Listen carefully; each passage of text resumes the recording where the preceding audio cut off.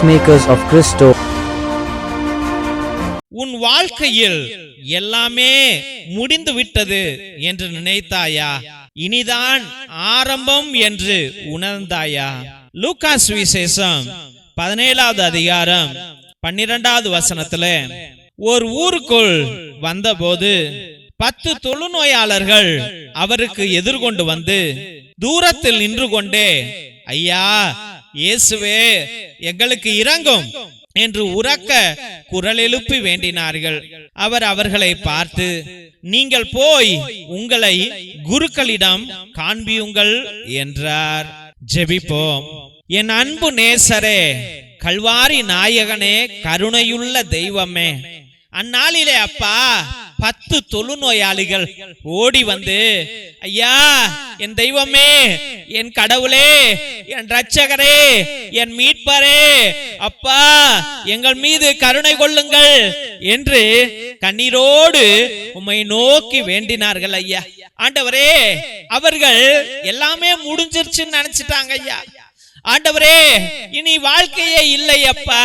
என் உடல் எல்லாம் அரிக்கப்படுகிறது, என் உடல் எல்லாம் கரைந்து ஓடுகிறது, அனுதினமும் புழுக்கள் என் உடலை திங்கிறது என்று அவர்கள் நினைத்தார்கள். சுவாமி இசப்பா, அதே போல இன்று எத்தனையோ பிள்ளைகள் ஆண்டவரே, எத்தனையோ பெற்றோர்கள், என் வாழ்க்கை முடிஞ்சிருச்சு, என் புள்ள வாழ்க்கை முடிஞ்சிருச்சு, இனிமேல் அவன் படிக்க மாட்டான், இனிமேல் அவன் வேலைக்கு போக மாட்டான், இனிமேல் அவனுக்கு திருமணம் நடக்காது, இனிமேல் அவனுக்கு குழந்தை பிறக்காது, இனிமேல் என் வாழ்க்கையில மாற்றமே இருக்காது, இனிமேல் என்னால வீடு கட்ட முடியாது, இனிமேல் எனக்கு உடல் சுகமே வராது, வயசாகி போயிடுச்சு, இனிமேல் சாவுதான் எனக்கு, இனிமேல் எனக்கு ஜெயிலு தான் என்று எத்தனையோ பேர்கள் நினைத்து முடிவு எடுத்துட்டாங்க. ஆண்டவரே, இனிமேல் என் வாழ்க்கையில அற்புதமே இல்லை, இனிமேல் என் வாழ்க்கையில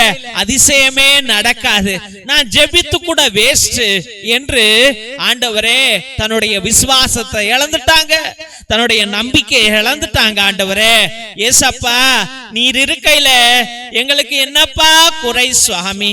நீர் இருக்கையில எங்களுக்கு ஏனப்பா பயம்? ஆண்டவரே, எங்களை ரட்சித்த தேவன் நீர்தான் ஐயா, என்னுடைய அவமானங்களை எல்லாம் போக்கிய தெய்வம் நீர்தான் ஐயா. ஆண்டவரே, எனக்கு ஞானத்தை கொடுத்த தேவன் நீர்தான் ஐயா, எனக்கு பலனை கொடுத்த தேவன் நீர்தான் ஐயா, என் கர்ப்பப்பையை ஆசீர்வதிக்கிற தேவன் நீர்தானே ஐயா, என்னுடைய தலை விதியையே மாற்றி எழுதுகிற தேவன் நீர்தானே ஐயா, என் கடன் பிரச்சனைகள் எல்லாம் அகற்றி போடுகிற தேவன் நீர்தானே ஐயா.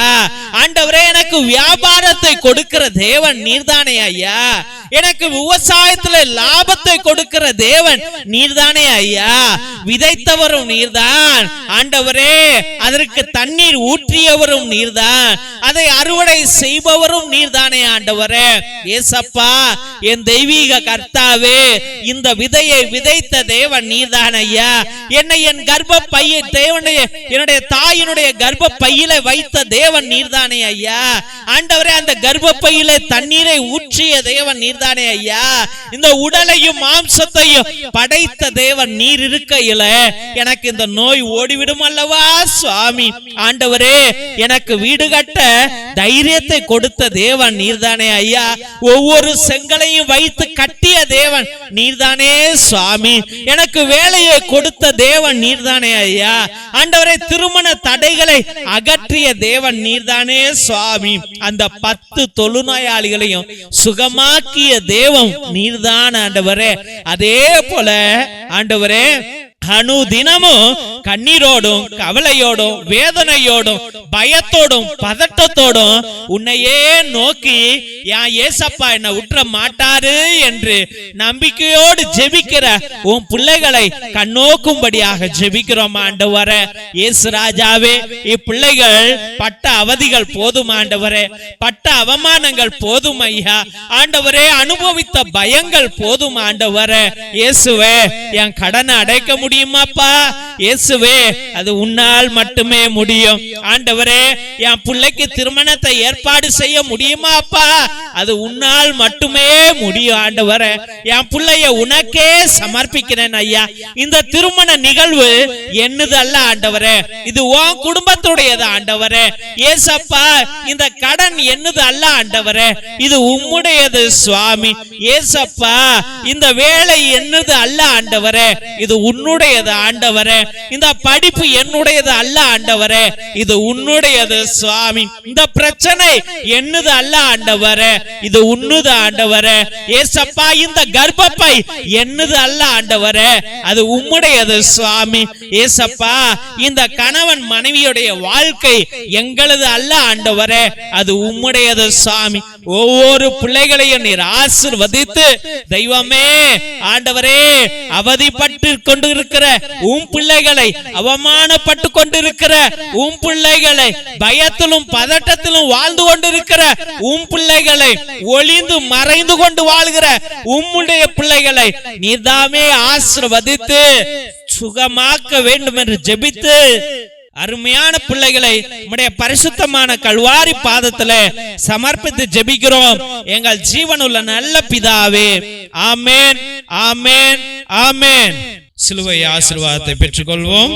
தந்தை ஆசீர்வாதத்தின் திருசிலுவை, திருசிலுவை உனக்கு வெளிச்சமாய் இருக்கிறது. நரக சர்ப்பம் உனக்கு அதிபதியாக வேண்டாம். சாத்தானே அப்பாலே போ.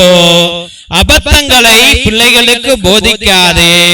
நீ கொடுப்பது தீது, நீயே அந்த நஞ்சை உட்கொள். திவ்ய நற்கருணை ஆசீர்வாதத்தை பெற்றுக்கொள்வோம். எல்லாம் அல்ல இறைவன், தந்தை, மகன், தூய ஆவியார் உங்களையும் உங்கள் குடும்பத்தாரையும் ஆசீர்வதித்து வழிநடத்தி காத்தருள்வாராக. ஆமென், ஆமென், ஆமென். இயேசுவில் அன்புக்குரிய சகோதர சகோதரிகளே, ஒவ்வொரு நாளும் மதியம் 3 மணியிலிருந்து 5 மணி வரைக்கும் இறை இரக்கத்தின் நற்கருணை ஆராதனையும் குணமளிக்கும் திருப்பலியும் இறை இரக்கத்தின் ஜெபமாலை அன்றாட நவநாள் ஜெபங்களை அர்ப்பணித்துக் கொண்டிருக்கின்றோம். உங்களுடைய விண்ணப்பங்களை கீழே இருக்கிற வாட்ஸ்அப் நம்பருக்கு அனுப்பலாம், இல்ல லைவ் சாட் மூலியமாக கூட நீங்கள் எங்களுக்கு தயங்காமல் அனுப்பலாம் என்பதை அன்போடு தெரிவித்துக் கொள்கிறோம். உங்களுக்காக ஒவ்வொரு மணி ஜெபத்திலும் பேரு பேராக அர்ப்பணித்து ஜெபித்துக் கொண்டிருக்கிறோம். ஒருவேளை உங்களுடைய விண்ணப்பங்கள் பெரியதாக இருந்தால், நடக்காத தீராத ஒரு நோயோ, ஒரு கஷ்டமோ, ஒரு கடனோ, ஒரு பிரச்சனையோ இருந்தால் அதை நேர்த்தி திருப்பலியாக நீங்கள் அர்ப்பணிக்கும்படியாக, அதாவது 1 திருப்பலி, 3 திருப்பலி, 5 திருப்பலி, 7 திருப்பலி, 9 திருப்பலி, 12 திருப்பலி, 30 திருப்பலி, 33 திருப்பலி என்று நீங்கள் வேண்டிக் கொண்டு அவற்றுக்காக நீங்கள் ஒப்பு கொடுத்து ஜெபிக்கலாம். உங்களுக்காக அனுதினமும் நாங்கள் இறை இரக்கத்தின் நற்கருணை ஆராதனையிலும் ஜெபமாலையிலும் அன்றாட நவநாளிலும் குணமளிக்கும் திருப்பலியிலும் நாங்கள் அர்ப்பணித்து உங்களுக்காக ஜெபிப்போம். மற்றுமாக நாங்கள் உங்கள்கிட்ட காசு பணமும் கேட்கல. நாங்க கேட்கறதெல்லாம் ஒரே ஒரு உதவிதான். என்ன உதவி என்றால், இந்த அனுதினமும் வருகின்ற 12 மணிக்கு, மதியம் 3 to 5 மணி வரைக்கும், சாயந்தரம் 7:30 மணிக்கு, நைட் 9 மணிக்கு வருகிற எல்லா ஜெபங்களையும் உங்களுடைய வாட்ஸ்அப் ஸ்டேட்டஸ்ல, வாட்ஸ்அப் குரூப்ல, பேஸ்புக்ல நீங்கள் அதை பகிரும்படியாக அன்போடு வேண்டுகிறோம். இதை பார்க்கிறவங்க தயவு செய்து சப்ஸ்கிரைப் பண்ணுங்க. இதை நிறைய பேர் சப்ஸ்கிரைப் பண்ணவே மாட்டேங்கிறீங்க. ஒருவேளை நீங்க பண்ணலன்னா, எங்க ஃபாதர்ஸ் இந்த சேனல் வளரல, மக்களுக்கு இன்ட்ரெஸ்ட் இல்ல போல இருக்கு, அப்படி என்று நீங்க இந்த கரண்ட் எல்லாம் செலவு பண்ணிக்கிட்டு, கேமரா வச்சுக்கிட்டு, கம்ப்யூட்டரை போட்டுக்கிட்டு, நெட்டு பில்ல கட்டிக்கிட்டு நீங்க தயவு செய்து இதை செய்யாதீங்க. செலவுகள் தான் அதிகமாகும் என்று நிப்பாட்டி விடுவார்கள் தெய்வ பிள்ளைகளே. அதனால நீங்கள் எல்லாத்தையும் சொல்லி சப்ஸ்கிரைப் பண்ண சொல்லுங்க, அதை ஷேர் பண்ணும்படியாக அன்போடு வேண்டுகிறோம். மற்றுமாக தெய்வ பிள்ளைகளே, எங்களுடைய சபையில ஏகப்பட்ட ஏழை எளிய பிள்ளைகளுக்கு உதவி செய்து கொண்டிருக்கிறோம். உங்களுக்கு உதவி செய்கின்ற மனத்தன்மைகள் இருந்தால் நாங்க காசு பணம் கேட்கல. கேட்பதெல்லாம் உங்க பிள்ளைங்க, சின்ன பிள்ளைங்க இருக்கலாம், இல்ல உங்களுடைய அக்கா பிள்ளைங்க, அண்ணன் பிள்ளைங்க, தெரிஞ்சவங்க பிள்ளைங்க எல்லாம் இருக்கலாம், உங்க வீதியில கூட பிள்ளைங்கள் இருக்கலாம், உங்க ஊர்ல இருக்கலாம். அவங்கள்ட்ட பேசி அவங்க பயன்படுத்திய பழைய டிரெஸ்ஸுகள், ட்ரௌசரோ டிஷர்ட்டோ இல்லை ஷர்ட்டோ ஸ்கர்ட்டோ இல்லை சுடிதாரோ ஏதாவது இருந்தால் தயவுசெய்து அந்த பழைய ட்ரெஸ்ஸுகளை எங்களுக்கு அனுப்புங்கள்.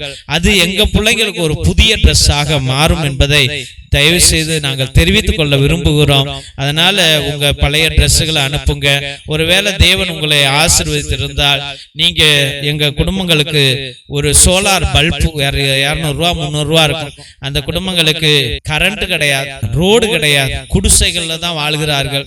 அதனால உங்க நாமத்தின் நிமித்தம் உங்க குடும்பத்தின் பெயரால எங்க குடும்ப பிள்ளைகளுடைய வீட்டுல ஒரு விளக்கு எரியட்டும் என்பதை அன்போடு தெரிவித்துக் கொள்கிறோம் தெய்வ பிள்ளைகளே. மற்றுமாக மிரக்கல் ஆயில், அதிசய எண்ணெய், கோகனட் ஆயில் கிடையாது, அது மூலிகை எண்ணெய். அது எல்லா நோய்களுக்கும் வலிகளுக்கும் உதவும். அதை வாங்கி பயன்படுத்தும்படியாக அன்போடு வேண்டுகிறோம். மற்றும் 120 வருடங்களுக்கு முன்பதாக எழுதப்பட்ட உன்னத விடுதலை ஜப புத்தகம் இது. அந்த காலத்தில் நம்முடைய மூதாதையர்கள் செபஸ்தியா தகடு, அந்தோனியா தகடு எல்லாம் எழுதி வச்ச அதுல உள்ள கட்டு ஜபங்க, சாத்தான விரட்டுற ஜபம். இந்த ஜபங்கள் இதுல இருக்கிறது. இதை வாங்கி நீங்கள் பயன்படுத்துங்கள். வாழ்க்கையிலே நல்ல வெற்றி அடைவீர்கள் என்பதை அன்போடு தெரிவித்துக் கொள்கின்றோம்.